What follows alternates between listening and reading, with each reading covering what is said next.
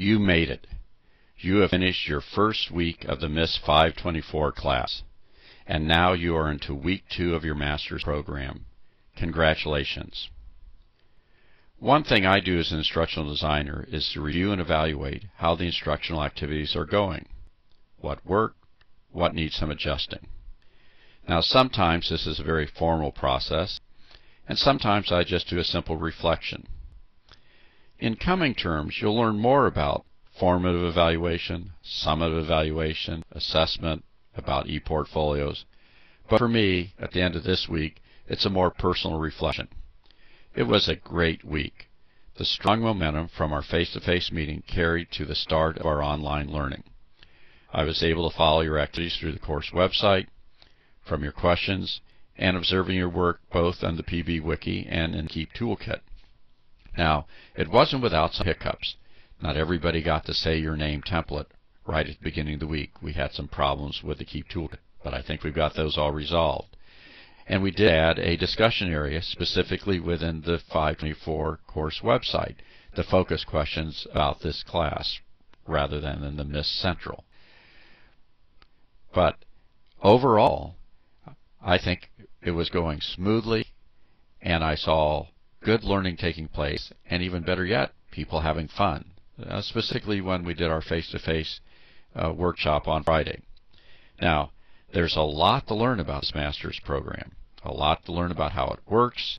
You have 3 classes, you have 3 instructors, many new tools, and not to mention the new content in the field of instructional design. So for me, this first week was a good one. I hope you reflect and feel the same. Now let's talk a little bit about learning styles. I hope you have time to review the Learning Styles report from Modeletics that's available on the website. Now, the information that they provided in that report, I always find reading it fascinating. I've done it a number of times, and every time I sort of go, aha, another sort of, yeah, I remember that, or I felt that during a time when I was trying to learn something new.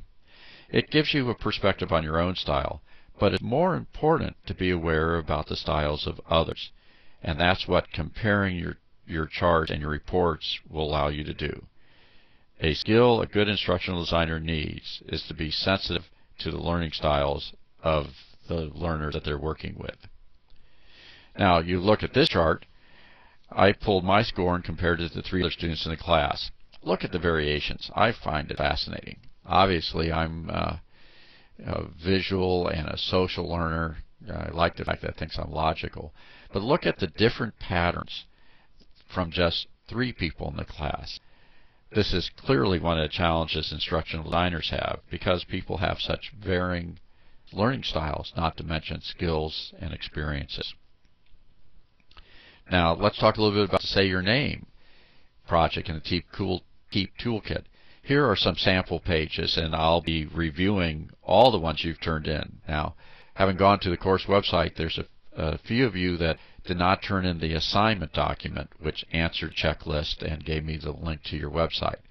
So for those individuals, I'll contact you this week. But for those that have turned them in, I'm starting to review them, and now I'll go to the task of learning how to say all your names. And I can't say, well, it wasn't because you didn't tell me how to do it. Eventually, these will be available for all of you, so you could learn the names of your fellow students. But the stories about people's names and how to remember them were fascinating. Now, on the Wiki site, this week you were exploring that tool, and I think we had a good start for your teamwork. You were working primarily on individual pages. In the week 2 presentation and assignments, you'll see how we're going to be working on the team component of the PB Wiki. But go explore the other wiki pages, and this week we'll make sure there's links on the first page to take you to the individual personal pages. Well, that's going to be part of what you're going to be doing this week. So, congratulations on a fine week 1, and now on to week 2.